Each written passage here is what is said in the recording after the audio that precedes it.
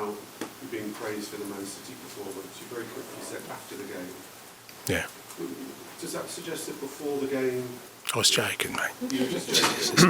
I just wonder, because there's a pattern of before some of these games, there's lots of discussion and debates. That's great. That's brilliant, mate. That's all right. That's what we love about the game, mate. That's, you want, like, I love it when you see two blokes arguing about football.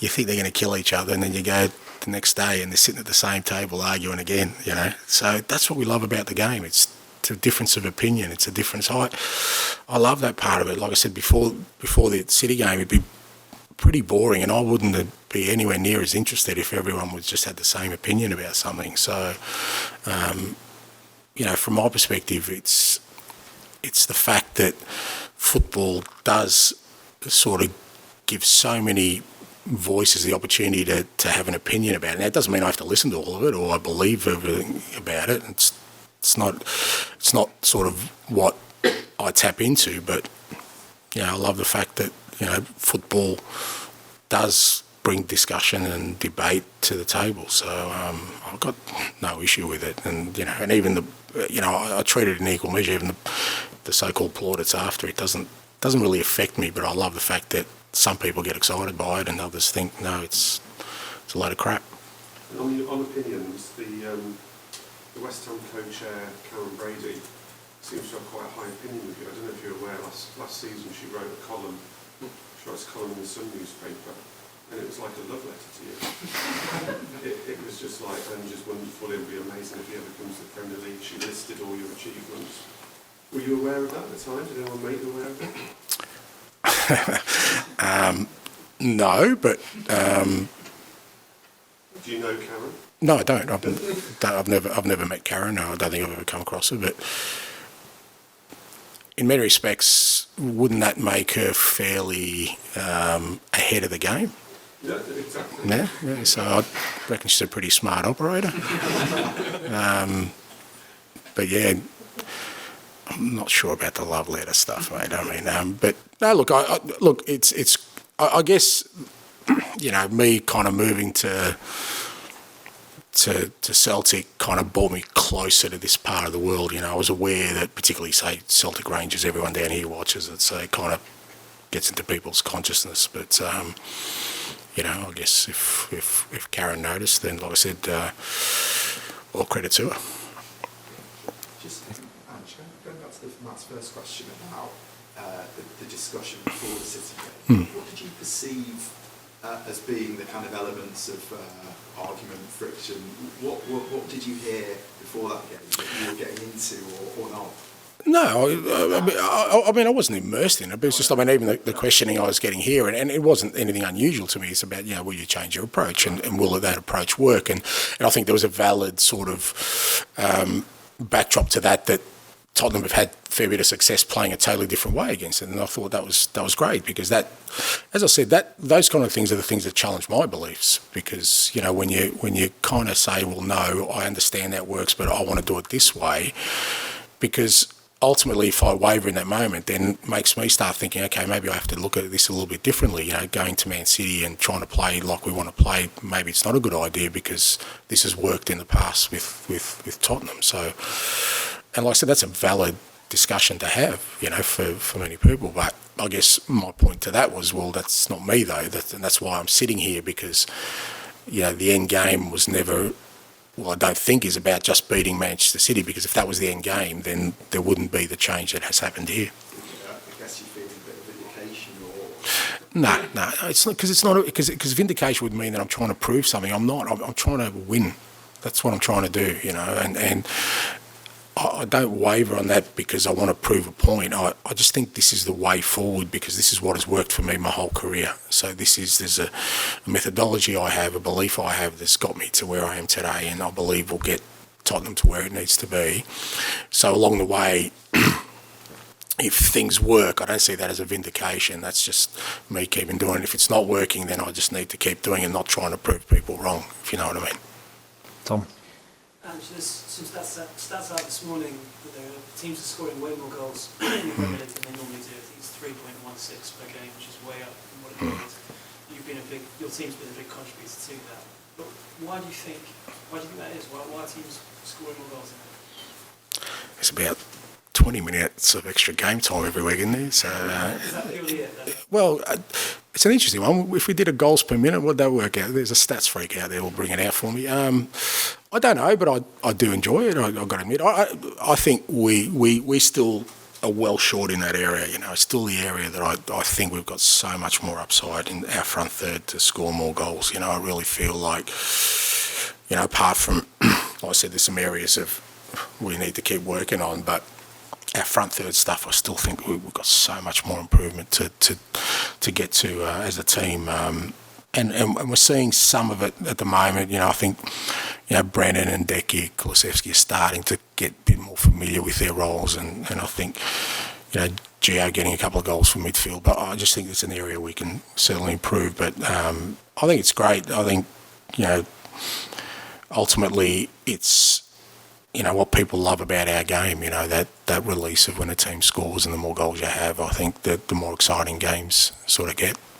It was mentioned earlier that West Ham was your first game being a friendly, so it was like a lifetime ago. But Gio Lo Celso actually scored in that game. It felt like the first step in his reintegration. You know, you had a few players in the summer who their futures looked like they were over at Spurs, like Tom Yee and Don Blaze, obviously not out on loan. But you kept hold of Gio, and now he's proving himself to be quite a key player.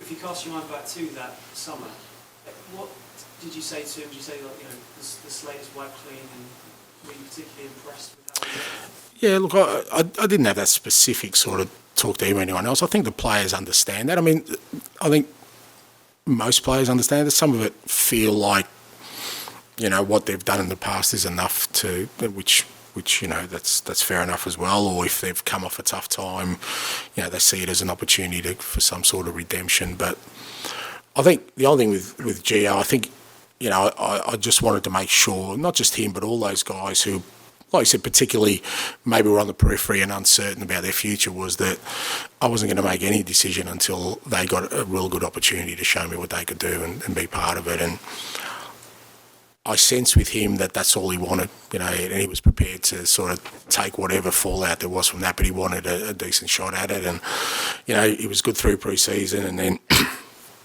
obviously, I mean, I think the Fulham game was the second game of the year where he picked up the injury that set him back. But he's been good not just the last two games, but the last sort of month for us in terms of training and what he's been delivering, and hopefully that gives him the confidence, because he's definitely, you know, he's definitely a talented player. You see how important he is to the Argentina national team. Just as a quick follow-up, Romero, obviously fellow Argentinian, but since he's been given this vice captaincy leadership role, and there's quite a big Spanish contingent, and Spanish speaking contingent, has he played a big role in Gio coming back into the fold? I suspect so. I know they're very close, and like I said, I think our dressing room, you know, right now is a pretty sort of united, albeit eclectic one, where there are some, you know, some differences in culture and music choice and all these other things, but they're a pretty united group, and they kind of integrate with one another really well. But there's no doubt, you know, Romero is a big influence over some of the guys that sort of are closest to him, and Gio's certainly one of them. But Gio's his own man. He's an experienced player. He knows what he wants out of his career, and he senses there's an opportunity now for him here, and he wants to make the most of it. And I mean, that's great for us, because with Matters out, he was going to be difficult to replace in terms of, and I don't think Gio's like for like, but Matters was providing goals and assists, and you kind of go, well, we need that, whoever comes in, and the fact that he's scored a couple of goals and he's been involved in a couple of goals has been great for us. Matt, and then John, please. Ange, does Kulusevski prefer playing in that central role? I don't give them surveys, mate, and ask them.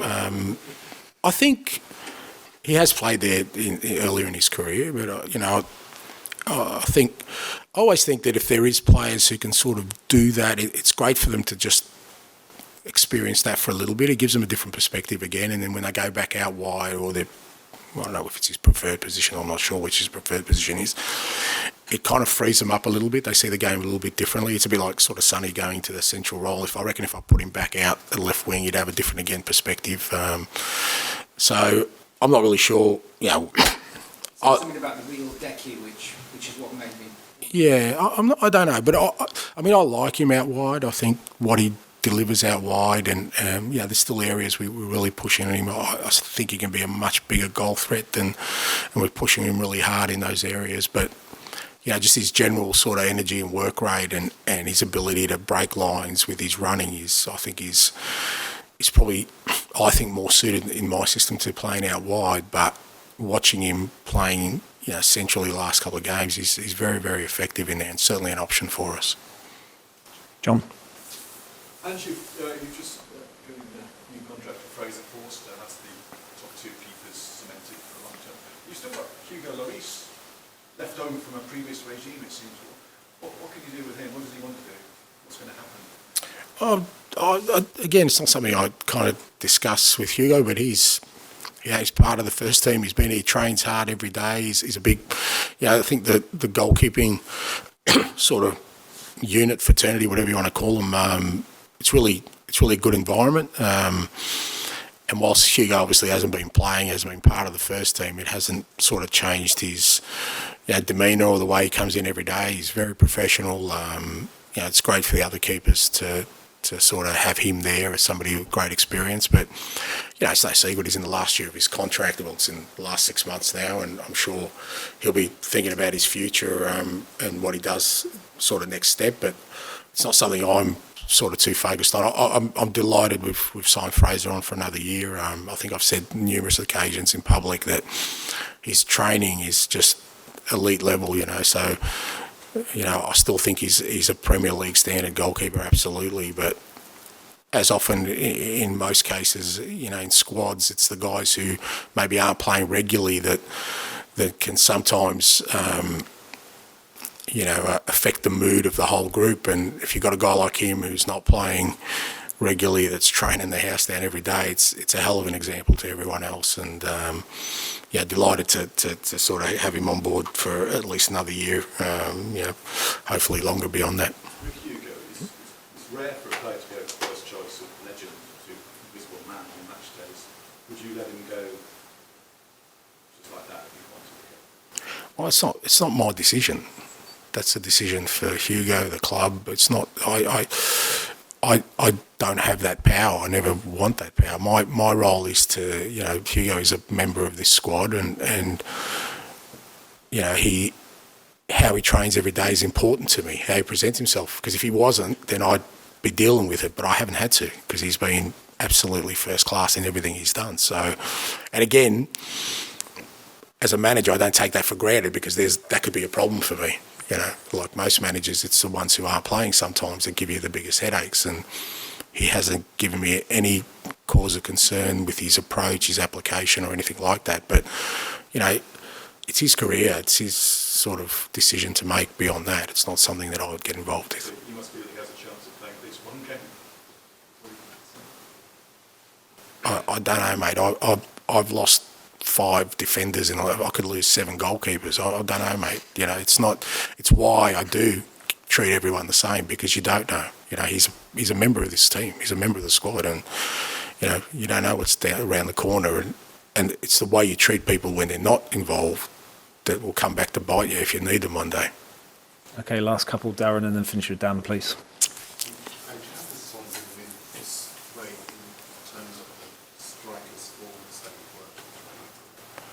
Yeah, well, I mean, I've been fortunate. I've worked with some good ones, but look, irrespective of me, take me out of the equation. I think he's elite in every sort of aspect of it. Attacking players who've played in the Premier League. I'd be very surprised if by the time he's finished, which is well down the track, if he's not up there as one of the outstanding strikers. Because don't forget, a lot of his career's played out wide, but he's been a goal threat the whole time. Now I'm putting him inside, and he's got 9 goals already for the year. I think he's leading goal scorer for offside goals as well. So he's been outstanding, and I knew that before I got here. But just working with him every day, and the example he sets as a person, as much as a footballer, is just outstanding. And even it's inspiring for me. When you see a person who, for all intents and purposes, has climbed the mountain many times in terms of his own football pedigree. That every day he loves what he does, and every day he feels it's a blessing, and every day that rubs off on other people, and then he plays the game like that. He runs around like he's a kid, literally, just chasing balls down, and like I said, to me it still inspires me, and feel very grateful to be working with him. We find that most about players, of course, when living in the trenches and during this difficult period, he's kind of really shown. That is the sort of definition of leadership is, what do you do when the chips are down, when things aren't going well, because everyone invariably looks there, that they look at your leaders, what are your leaders doing? And, I think he just got this thing in his head that whatever they say about me, good, bad or otherwise, I'm not going to stop running through this period. And that has an effect on people. It does, because a lot of that running is without reward. He doesn't get a reward for just chasing the ball down. But if your leader, and your best player is doing that, then me as a teammate, well, I can't not do it. I just cannot. I have to follow that lead, and through this period we've had to sort of dig deep, and we're still, like I said, we're still not out of it. We're still going through it. He's been a force in showing us the way forward. There used to be a time here when they were worried about bringing other strikers in because Harry Kane always playing. I'm presuming now your team is gone on with very tips and goals. Something's very much. He will be. He'll be a very important part of what we're building, and but that doesn't mean we wouldn't sign another striker, because I think even Sonny would demand it of me. If you're going to build a team that's going to win things, I've always found your best players want more good players in the building. They're not comfortable. They don't want to be comfortable. They don't want to just be sitting there saying, "Well, I'm the man." They want to know that they're going to be surrounded by other players who are just as motivated for success. So. But there's no doubt that Sonny will be a big part of that.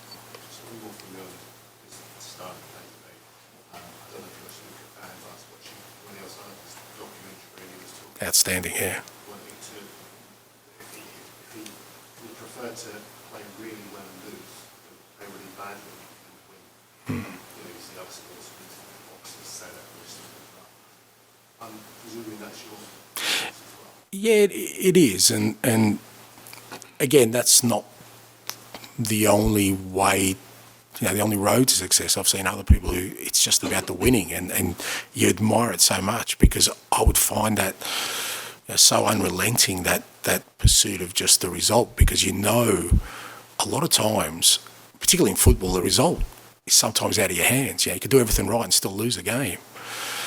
And I would find that really hard to deal with, whereas my pursuit is about trying to play a certain way that will get us the result. And I find that, okay, if we played well and we haven't got the result, I get some sort of small comfort from that, So it's just a different approach, but it doesn't mean there's a right or wrong way. It's just the road to success. But again, Is that first goal that Son scored, that was almost a vindication of what we're going to be us. This is who we are. Yeah, to be honest, I thought the second goal was more because, part of what we want to do was press, the best footballing side in the world aggressively, and when Gio scored his second goal, we were on the halfway line pressing them, trying to win the ball. That meant, Ben's man-on-man with Haaland, and our fullbacks are man-on-man with their wingers, and that's part of it as well. It's not just what we do with the ball, it's what we do without the ball, taking that approach. And, that like I said, when you go into a game like that and that's your kind of what you want to do, if you come out of it, what you want is to give the players something, show them something to say, look, you did it. This is not just words, this is not just an idea, you did it. And it may have only been for small parts of the game, but if you can do it for small parts, our challenge is now, can we extend that to bigger areas? Whereas if you never even try it, you never know. You don't know if you can do it or not. So if we change my approach for the Man City game, that's where I would have lost. I wouldn't have got any opportunity to give that feedback to the players. So, you know, from that perspective, we got a lot of good sort of information out of that game, good and bad, like areas where we really struggled, but some, you know, I explained it to the other coaches is, you know, like when you're paying for gold, there's a lot of dirt there, but you're just looking for that little speck. And we got quite a few specks of gold that I could show the players after the game and say, you know what, if we keep digging here, we'll get some nuggets eventually. Okay. Oh, Jesus. Dan, do you want to finish? I can't believe I said that, sorry. 12 o'clock tomorrow.